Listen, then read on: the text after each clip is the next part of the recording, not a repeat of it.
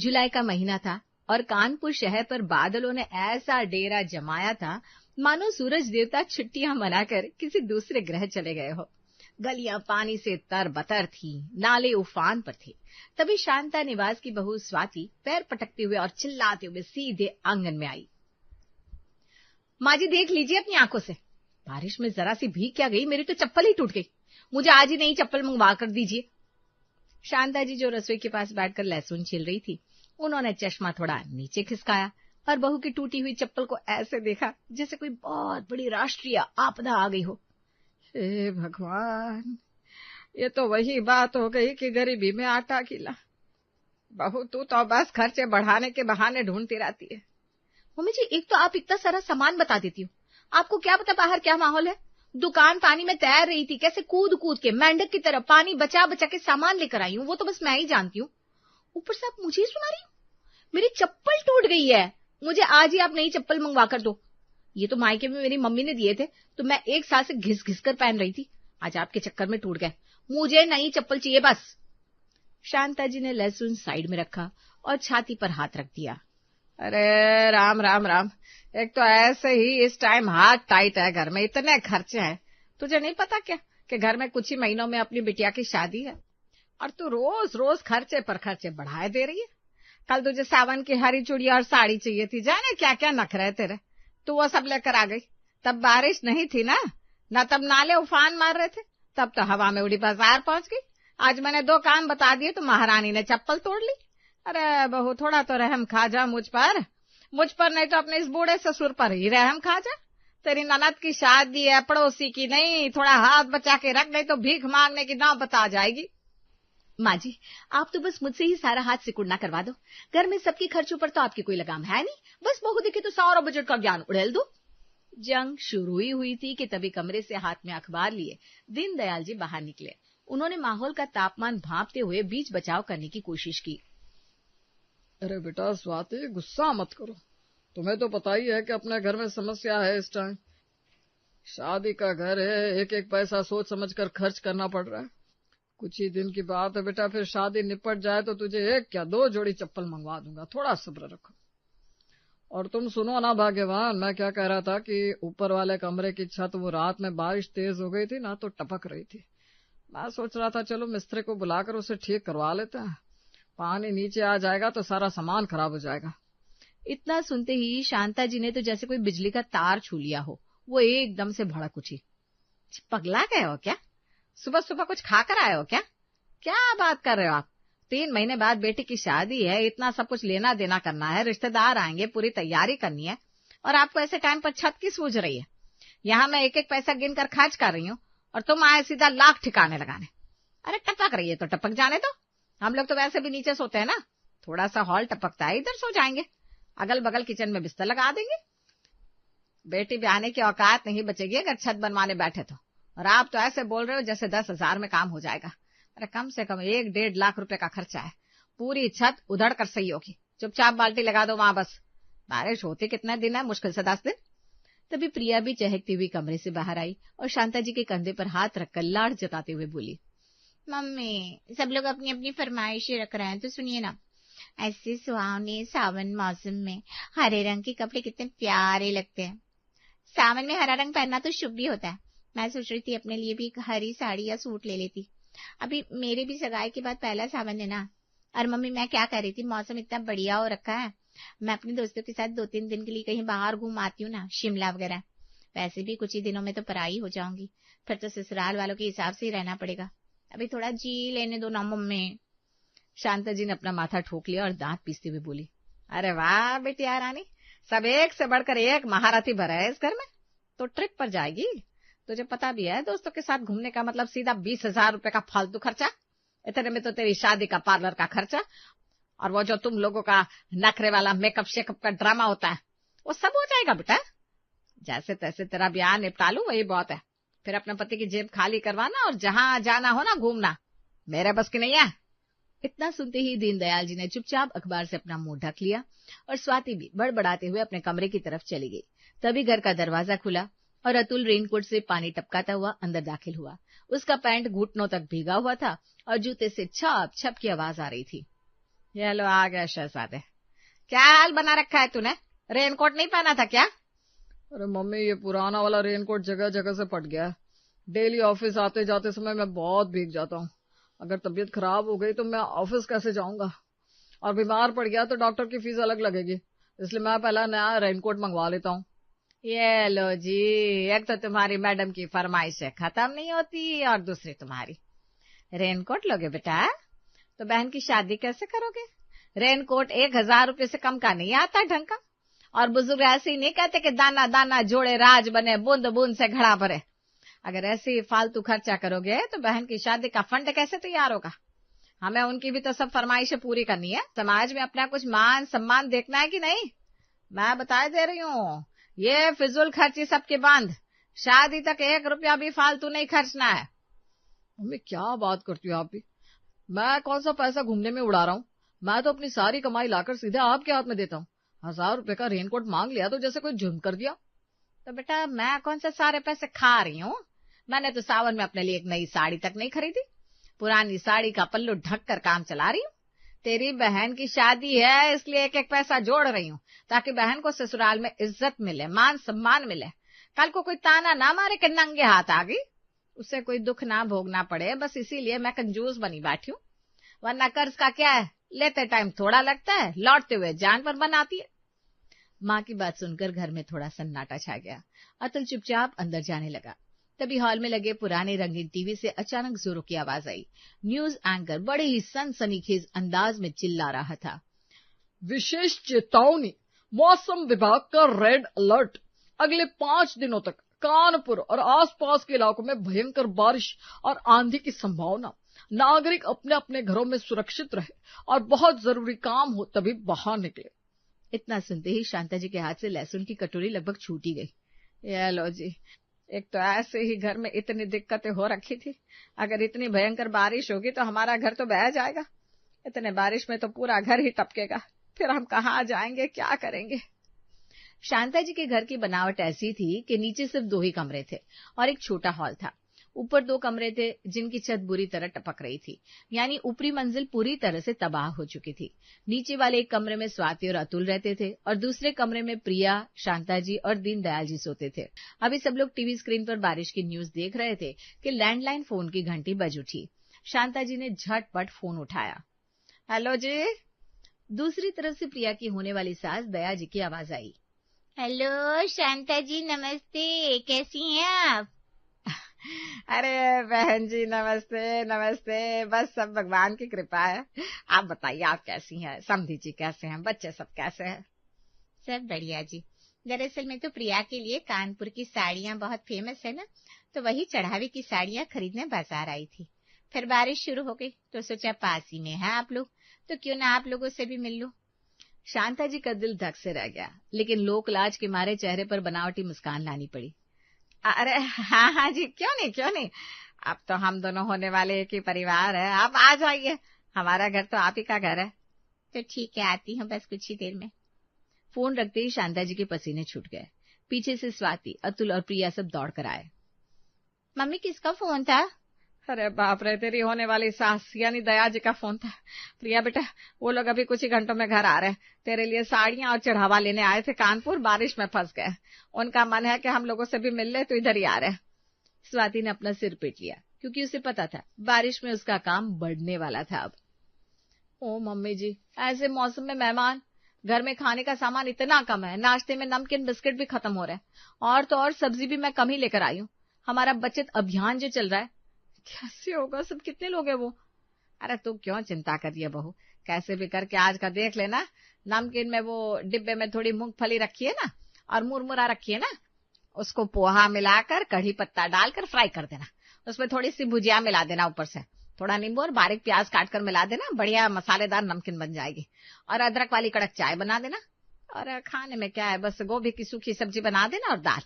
मिठाई थोड़ी सी हम बाहर से मंगवा लेंगे, या फिर सूजी का हलवा बना लेना। इतना तो हो ही जाएगा, कौन सा वो रुकेंगे, शाम तक चले जाएंगे, अपनी गाड़ी से आए हैं वैसे। ठीक है माँ जी, जैसा आप कहो। तो भाई घर में तो अफरा तफरी मच गई। ऊपर वाले कमरे टपक रहे थे तो दीनदयाल जी और अतुल भागकर ऊपर गए और पुरानी पल्लियां, प्लास्टिक की तिरपाल और पुरानी साड़ियां छत पर बिछाने लगे, ताकि पानी नीचे कम टपके। नीचे शांता जी और स्वाति सफाई में जुट गई। करीब 1 घंटे बाद दरवाजे पर गाड़ी का हॉर्न बजा। दया जी, उनके पति राम प्रभाकर जी और उनकी बेटी खुन खुन घर के अंदर आए। आइए आइए दया जी, राम प्रभाकर जी, बड़ा शुभ दिन है कि आप लोग पधारे। खुन खुन बेटा कैसी हो? अरे बस क्या बताए शांता जी, बारिश ने बेहाल कर रखा है, पर सोचा समधियान का रुख कर ले। फिर सब लोग हॉल में बैठ गए। स्वाति फटाफट किचन में गई और अपनी सास की बताई तरकीब के हिसाब से लाई मूंगफली वाली नमकीन तैयार की और कड़क चाय बनाकर ले आई। बातचीत शुरू ही हुई थी कि तभी हॉल की छत से टप टप टप पानी की बूंदें सीधे दया जी की साड़ी के पल्लू के पास गिरने लगी। शांता जी की तो सांस ही अटक गई। उन्होंने तुरंत बात संभाली। अरे अरे दया जी, यहाँ हॉल में पंखा थोड़ा हवा कम दे रहा है। आइए आइए, आप अंदर वाले कमरे में चलिए। बहू के कमरे में एसी भी लगा है और वहां ज्यादा आराम रहेगा। चलिए चलिए। शांता जी ने लगभग दया जी को हाथ पकड़कर उठाया और स्वाति के कमरे में ले जाकर बिठा दिया। शाम बीत गई, लेकिन बारिश रुकने का नाम नहीं ले रही थी। बाहर मूसलाधार पानी बरस रहा था। स्वाति ने किसी तरह गोभी की सब्जी, दाल और चावल बनाए। खाने के बाद जब रात के 8 बज गए तो दया जी ने खिड़की से बाहर देखा और लंबी सांस खींची। ओफो, इतनी भयंकर बारिश हो रही है। ऐसी बारिश में हम गाड़ी से कैसे जाएंगे? सड़कों पर तो 2-2 फीट पानी भरा होगा। क्यों ना हम आज रात आप ही के पास रुक जाते हैं, थोड़ा मेल मिलाप भी हो जाएगा, थोड़ा प्रिया को भी जान समझ लेंगे, उसकी आदतें कैसी है, स्वभाव कैसा है। खुन खुन भी अपनी होने वाली भाभी से थोड़ी बातचीत कर लेगी। ये सुनकर शांता जी के दिल पर तो जैसे सांप लौट गया, लेकिन चेहरे पर बत्ती सी दिखाते हुए बोली, हाँ जी हाँ, क्यों नहीं। अब तो प्रिया आप ही की बेटी है, इसको जीवन भर आप ही के साथ रहना है। एक दूसरे को जानना समझना बहुत जरूरी है। आप बिल्कुल रुकिए, ये तो हमारा सौभाग्य है। अब असली आफत शुरू हुई। मेहमानों के रुकने का मतलब था 3 और पेट, और वो भी समधी पक्ष के। ऊपर से दोनों कमरे पूरी तरह टपक रहे थे। नीचे सिर्फ 2 कमरे थे।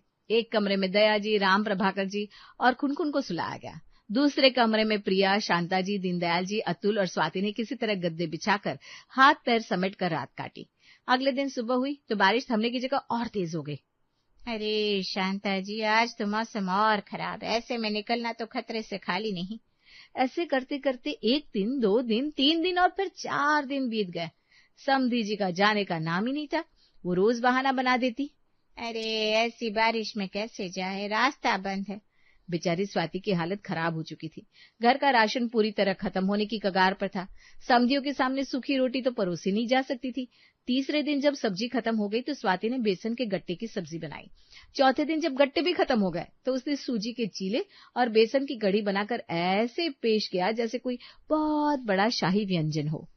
हे भगवान, ये मेहमान है, ये आफत जाने का नाम ही नहीं ले रहे। ऊपर से रोज नया नाश्ता चाहिए। मेरी चप्पल टूटी पड़ी और यहाँ संदन जी रोज मलाई कोफ्ता के सपने देख रही हैं। दीनदयाल जी और शांता जी कोने में जाकर धीरे से फुसफुसाते हैं। भाग्यवान, राशन के पैसे खत्म हो गए।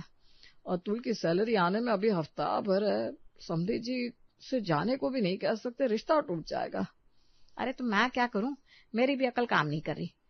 क्या करूं, शादी के नाम के पैसे रखे हैं, उन्हें ही निकालना पड़ेगा। अब तो घर में सिर्फ चावल और चना बचा है। 5वें दिन की सुबह हुई। बारिश थोड़ी धीमी पड़ चुकी थी, लेकिन आसमान में काले बादल अभी भी मंडरा रहे थे। भाई साहब, ऊपर के कमरे किराए पर लगा है क्या? 2 मंजिला घर है आपका, फिर भी आप सब यहीं एक कमरे में रहते हैं?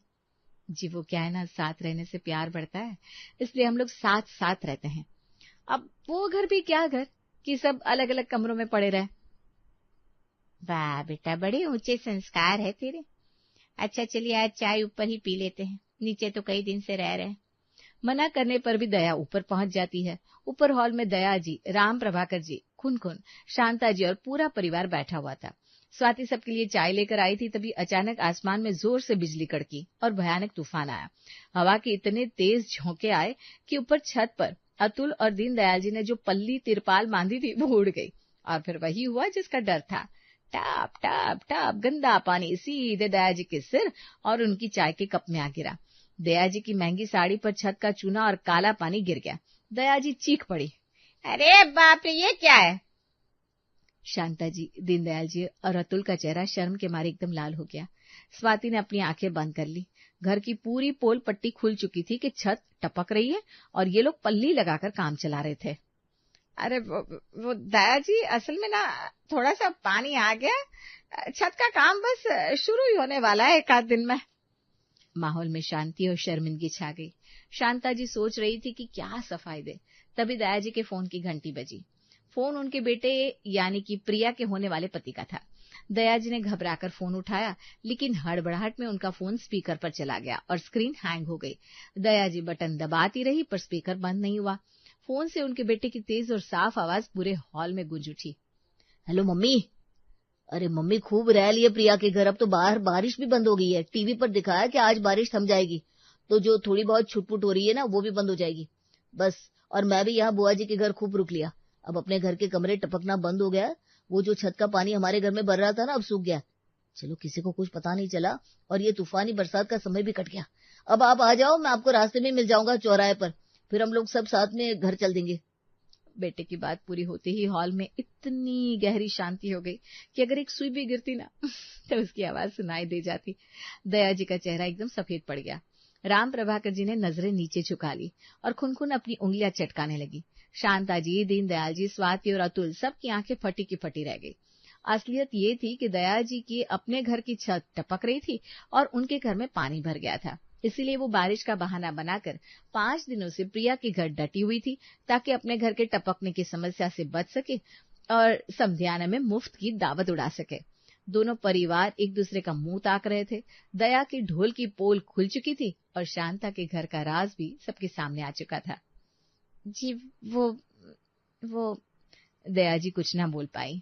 वे बोलती भी क्या, मिडिल क्लास परिवारों का यही तो दस्तूर है।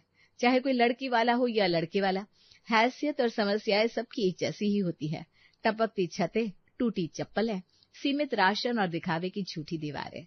बस फर्क इतना होता है कि हर कोई दूसरे के सामने अमीर दिखने का नाटक करता है, जबकि हकीकत में सब एक सी परेशानी झेल रहे थे। दोनों समधन एक दूसरे को देखती हैं और फिर एक फीकी समझदार मुस्कान दोनों के चेहरे पर आ जाती है। अरे बहन जी, छती तो टपक रही है, ये कौन सा इतना बड़ा मुद्दा है कि आपको यूं शर्मिंदा होना पड़े।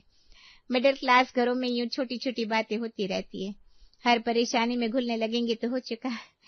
चलिए छोड़िए ये सब, मिलकर ना बारिश का लुत्फ उठाते हैं। बस फिर क्या था, सभी मिलकर चाय नाश्ता करते हैं और बारिश के मौसम का आनंद लेते हैं। नई नवेली दुल्हन निशा शादी के लाल जोड़े में गाड़ी से उतरती है और उसका गृह प्रवेश होता है। वाह रे निशा वाह, क्या किस्मत पाई है तूने, पति भी मिला तो गवर्नमेंट जॉब वाला। धन्यवाद भगवान जी, धन्यवाद। मैंने तो सोमवार का सिर्फ पहला ही व्रत रखा था, पर मुझे नहीं पता था कि आप इतना जल्दी सुन लेंगे। यार निशा, लॉटरी निकल पड़ी तेरी तो। अब तो जिंदगी भर रानी महारानी की तरह राज करूंगी। अब निशा के 2 हफ्ते हंसी खुशी मजे से बीत गए और फिर 2 हफ्ते बाद निशा, मेरा प्रमोशन हो गया है और मेरी पोस्टिंग दूसरे शहर में हो गई है। हम कल ही वहां निकल जाएंगे। अब तो ये सुनते ही निशा के कानों में जैसे शहनाई बजने लगी। उसकी आंखें खुशी से चमक उठी और चेहरा खिल उठा। अरे वाह, ये तो सोने पे सुहागा हो गया। थैंक यू भगवान जी, असली लॉटरी तो मेरी अब लगी है। नए शहर में नए फ्लैट की मैं इकलौती बॉस। यार क्या मस्त लाइफ होने वाली है मेरी। अब तो फुल आराम और मजे से ही गुजरेंगे मेरे। वाह, मजा आ गया। माँ, आज मैं बहुत खुश हूँ। अरे मेरी लाडो रानी, क्या बात है, जरा मुझे भी तो पता चले। माँ, कमल जी का प्रमोशन हो गया है और उनकी दूसरे शहर में पोस्टिंग हो गई है। अब आपकी बेटी नए शहर जा रही है, वहाँ नया घर, नई जगह। आज मैं इतनी खुश हूँ माँ कि क्या बताऊँ तुमको। माँ, कमल जी का प्रमोशन हो गया है और उनकी पोस्टिंग दूसरे बड़े शहर में हो गई है। हम कल ही वहां पर जा रहे हैं। सच बताऊं माँ, अब ना सुबह जल्दी उठने का झंझट, ना झाड़ू बर्तन और कपड़े की कोई टेंशन। 2 लोगों का काम ही कितना होगा। बस मजे से घूमो फिर ऐश करो। माँ, मैं बहुत खुश हूँ माँ। अरे वाह बेटी, ये तो तूने बहुत ही बढ़िया खबर सुनाई है। सच में माँ, मैं इस छोटे से फ्लैट में रहकर ना बहुत ज्यादा बोर हो गई थी। ऊपर से सुबह जल्दी उठना, घर के बाहर जाने का मौका ही नहीं मिल पा रहा था माँ। अब इनका प्रमोशन हो गया है तो सब कुछ बहुत बढ़िया हो गया है। अरे बेटा, नए शहर नए घर में जाकर अपनी माँ को भूल मत जाना। टाइम टाइम पर फोन करके मुझे याद करती रहना बिटिया रानी। ओ माँ, ये भी कोई कहने की बात है। अच्छा अच्छा माँ, अब ना मुझे बहुत सारे काम है। इनके घर आने से पहले मुझे पैकिंग भी करनी है। मैं आपको बाद में कॉल करती हूँ, ठीक है माँ? फोन रखते ही निशा पैकिंग के काम में लग जाती है। दूसरे ही दिन कमल निशा को लेकर दूसरे शहर में शिफ्ट हो जाता है। निशा नया अपना बड़ा घर देखकर बहुत ज्यादा खुश होती है। कमल जी, आई एम वेरी हैप्पी। ये घर तो बहुत बड़ा और शानदार है। चलो अच्छा है कि तुम्हें ये घर पसंद आया। मैं बहुत खुश हूँ। अब तो तुम्हें मुझसे शिकायत नहीं है ना कि मुझे कहीं घुमाने नहीं ले जाते? नहीं नहीं, सच कहूँ मैं बहुत ज्यादा खुश हूँ। अगले दिन निशा उठती है तो वो देखती है कि कमल बालकनी में खड़े होकर कॉफी पी रहे हैं। उठ गई मैडम जी? टाइम देखा है क्या हो रहा है? लगता है रात को खूब गहरी नींद में सो गई। तभी तो रोज सुबह 5 बजे उठने वाली लड़की आज 9 बजे उठ रही है। सुबह 5 बजे? भला किसका उठने का मन करेगा? वो तो आप मुझे उठा देते ना। अच्छा जी, अगर तुम्हें 5 बजे ना उठाऊं तो तुम भला खुद से उठने वाली भी नहीं। फिर तो हो लिया मेरा नाश्ता पानी और लंच तैयार। अब नींद से जागो और फटाफट से बढ़िया लंच तैयार कर दो। टिफिन में सब्जी दाल रोटी चावल बना देना। खाना? खाना मुझे बनाना होगा? मुझे लगा आपका प्रमोशन हुआ है, बड़ा घर मिला है, तो बड़े घर में नौकर चाकर तो सब होंगे ही ना। सपने से जागो और जल्दी मेरा लंच तैयार करो। मैं पहले दिन ऑफिस लेट नहीं होना चाहता। हे भगवान, क्या सोचा था और ये सब कुछ क्या हो गया? निशा लंच बनाकर कमल को देती है। देखो, नया घर है और काफी साफ सुथरा भी। अच्छे से सफाई का पूरा ध्यान रखना। कमल के ऑफिस जाते ही निशा खुद से बड़बड़ाते हुए कहती है, बोलकर तो ऐसे गए थे जैसे मैं कोई काम ठीक से नहीं करती हूँ। भगवान जी, ये क्या कर दिया आपने? सीधा आसमान पर चढ़ाकर मुझे जमीन पर पटक दिया। काश मैंने पूरे व्रत रख लिए होते आज, तो ये दिन देखने को ना मिलता। इसी तरह से नए शहर और नए घर में आए हुए निशा का पूरा 1 महीना बीत जाता है कि तभी एक दिन निशा की माँ का फोन आता है। नए शहर में जाकर तो मेरी लाडो रानी अपनी माँ को भूल ही गई। हाँ, इसलिए मैंने सोचा कि आज ही मैं अपनी बेटी को याद कर लेती हूँ। और बता बेटी, सब मजे में तो है ना? ठीक ठाक तो है? क्या खाक मजे हैं माँ मेरे, कुछ मजे में नहीं है। अरे ऐसा क्यों बोल रही है लाडो रानी? अरे ना तो तेरी सास है जो आए दिन हर काम के लिए चिक चिक करे, हर काम में रोक टोक करे, और ना ही तेरी कोई ननद है जो हर काम में तेरे को 3-5 करे। फिर क्या तकलीफ हो गई? सास की जरूरत ही क्या है माँ? मेरा इकलौता पति ही काफी है सास की कमी पूरी करने के लिए। कुछ समय पहले। क्या यार निशा, तुमने आज फिर से दाल रोटी बना दी। अरे कभी तो कुछ ढंग का बना दिया करो। ऊपर से रोटी इतनी मोटी बनाई है कि चबाने में भी अच्छी खासी मेहनत करनी पड़ रही है। आपको तो मेरी हर चीज में नुक्स निकालने की आदत पड़ गई है। एक तो इतना बड़ा घर है कि काम करते करते मेरी कमर टूट जाती है। ऊपर से आप हो कि मुझे हर बात पर ताने कसते रहते हो। अरे बाबा, तुम तो बड़ी जल्दी फुग्गे जैसी मुंह फुला लेती हो। और मैं तुमसे कुछ कह थोड़ी रहा हूँ। मैं तो बस तुम्हें समझा रहा हूँ। आगे से ध्यान रखना। अच्छा, मैं ऑफिस चलता हूँ। घर की अच्छे से साफ सफाई कर लेना। ये लो जी, एक सास कम थी जो भगवान जी आपने दूसरी सास भी भेज दी यहाँ पर। शाम को कमल ऑफिस से आता है और घर फैला हुआ पड़ा होता है। निशा, ये क्या? तुमने घर इतना क्यों फैला रखा है? आज दिन भर तुमने क्या किया जो तुम्हें इतना भी टाइम नहीं मिला कि घर ठीक कर सको? भगवान जी, मैं बहुत खुश थी कि मेरी सास हमारे साथ नहीं रहती, मजे से अपनी लाइफ जीऊंगी। पर यहाँ तो उल्टा ही पति सास से कम नहीं है मेरा। मेरा पति घर में सास बना बैठा है। सास वाले पूरे सारे के सारे गुड़ कूट कूट कर भरे हुए हैं मेरे पति देव में। अब सोच क्या रही हो? सब जल्दी से उठकर सही जगह पर रखो। बेचारी निशा सभी चीजों को सही जगह पर रखती है और फिर शाम को खाना बनाने का समय हो जाता है। निशा खाना बनाकर कमल को देती है तो बर्तन में कुछ लगा हुआ देखकर कमल भड़क जाता है। यार निशा, ये क्या है? ये थाली के किनारे पर क्या चिपका हुआ है? बर्तन ठीक से नहीं धोए क्या? या सिर्फ पानी से निकाल कर ही रख दिए तुमने? जाओ, इसे फिर से साबुन से अच्छे से धोकर लाओ। हे भगवान, इनकी नजरें हैं या फिर कोई दूरबीन?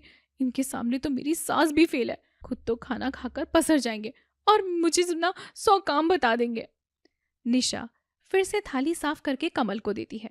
अगले दिन कमल ऑफिस जाने के लिए तैयार होकर शर्ट पहन रहा था।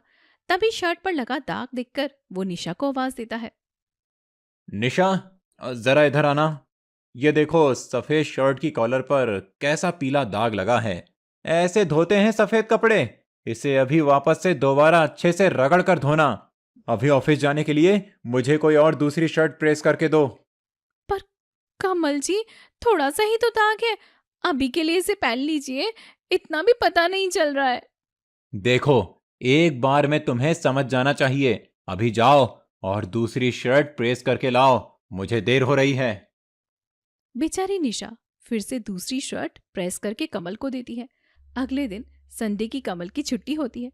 निशा मजे से सोई पड़ी होती है, लेकिन कमल उसे छुट्टी वाले दिन भी सुबह सुबह जल्दी उठा देता है। यार, आज तो छुट्टी वाले दिन आराम से सोने दो कमल जी। 9 बज चुके हैं और कितना आराम से सोओगी? जरा ऊपर देखो, वो कोने में मकड़ी के कितने जाले लगे हुए हैं और फर्श पर कितनी धूल है। तुम दिन भर घर में रहकर आखिरकार करती क्या हो? आज पूरा घर अच्छे से चमकना चाहिए। हाँ, जैसे मैं तो यहाँ पर बैठकर पूरे दिन मूंगफली छीलती रहती हूँ। मन करता है इस झाड़ू से घर का नहीं, इनके दिमाग का जाला साफ कर दूं। उफ, ये पति है या फिर इंस्पेक्टर ऑफिसर है। बस माँ इसलिए फोन नहीं कर पाई। पति भी सास से कम थोड़ी ना है मेरे। इतना तो किसी घर की सास भी परेशान नहीं करती होगी जितना कि मेरा पति ने मुझे परेशान करके रखा हुआ है। सोचा था नए शहर में जाकर खूब मजे करूंगी, पर मुझे क्या पता था माँ कि मजा नहीं, यहाँ पर मुझे सजा मिलने वाली है। हाँ, मुझे तो लगा था मेरी बेटी नए शहर में जाकर मजे की जिंदगी जी रही होगी, घूमने फिरने गई होगी मेरी बेटी, लेकिन मुझे क्या पता था कि तुझे मुझसे बात करने का टाइम आखिर क्यों नहीं मिल पा रहा है। सच में बेटी, दामाद जी तो सास से भी बहुत ज्यादा परे निकले। हाँ बेटी, भगवान पर भरोसा रख, सब अच्छा हो जाएगा। अच्छा माँ, अब मैं फोन रखती हूँ, इनके आने का समय हो गया है। इतना कहकर निशा फोन रख देती है। शाम को कमल ऑफिस से घर पर आता है। निशा, जब मैं ऑफिस गया था तब भी घर ऐसे ही फैला पड़ा था और जब मैं लौटा हूं तब भी ऐसा ही फैला हुआ है। तुमसे घर की सफाई भी ठीक से नहीं होती क्या? ये लो जी, आने की देरी नहीं हुई और शुरू हो गए। अरे ये कपड़े, ये तो सूखे हुए कपड़े हैं, बस तह लगाने के लिए रखे हुए हैं। बस मैं इन्हें अभी ना तह लगाने ही वाली थी। बस यही करने वाली थी, वो करने वाली। अरे 2 लोग हैं हम और तुम्हें जरा सा काम करने में दिन भर लग जाता है। 2 लोगों का काम ना 10 के बराबर होता है, जिस तरीके से आप मुझसे काम करवाते हैं। 10 लोगों का काम लगता है तुम्हें 2 लोगों का? 2 बर्तन, 2 जोड़ी कपड़े, घर की सफाई और काम ही क्या है तुम्हारे पास जो इतना लंबा चौड़ा लेक्चर दे रही हो? जाओ, जाकर जल्दी से मेरे लिए गर्मा गर्म चाय बनाकर लाओ और साथ में पकौड़े भी। अरे हद होती है यार, कोई इतना काम कैसे करा सकता है? क्या भगवान जी, इससे अच्छा तो आप मुझे मेरी सास के पास ही रहने देते। निशा किचन में जाकर कमल के लिए चाय और पकोड़े बना देती है। चाय और पकोड़े खाने के बाद में कमल की नजर पर्दों पर पड़ती है। निशा, ये पर्दे तुमने कितने पहले धोए थे? कितनी धूल जमी हुई है इन पर। वो जब हम आए थे ना, तभी धोकर लगा दिए थे मैंने। 1 महीना हो गया है और तुमने कब से पर्दे नहीं धोए? कल ही इन्हें धोकर लगा देना। आप थकते नहीं हो क्या जी? जब देखो तब कमियां ही निकालते रहते हो। अरे मैं भी तो इंसान हूँ, क्या काम करते करते मैं थकती नहीं हूँ? तो मैंने कब कहा कि आराम मत करो, पर काम करना जरूरी है। लो, गई भैंस पानी में। इस आदमी का कुछ नहीं हो सकता। अब अगले दिन निशा घर के सारे पर्दे उतारकर अच्छे से धोकर सुखाकर उन्हें फिर से टांग देती है। बेचारी काम करते करते इतना ज्यादा थक जाती है कि वहीं पर सोफे पर बैठ जाती है। हे भगवान, क्या सोचकर मैं इस नए शहर में आई थी। सोचा था सासू माँ साथ में नहीं है तो अपने नए घर की इकलौती बॉस बनकर रहूंगी, फुल ऐश और मजे की जिंदगी जीऊंगी। खूब घूमूंगी, खूब फिरूंगी, पर मुझे क्या पता था कि मेरी ऐसी किस्मत निकलेगी। पति सास से भी कम थोड़ी ना है मेरा। निशा कुछ देर आराम करने के बाद फिर से काम में लग जाती है और फिर अगले दिन उठते ही निशा कमल को चाय और ऑफिस जाने के लिए कमल को कपड़े प्रेस करके देती है और फिर वही सब शुरू हो जाता है। निशा, ये चाय में चीनी कम क्यों है? शर्ट पर दाग क्यों है? ये बर्तन साफ क्यों नहीं धुले? अरे सास तो बेचारी फिर भी कभी कभी ताने मारती है, पर इस जनाब ने तो नुक्स निकालने की 24 घंटे की शिफ्ट लगा के रखी है। इनका कुछ नहीं हो सकता। सच कहती हूँ, पति भी सास से कम नहीं है।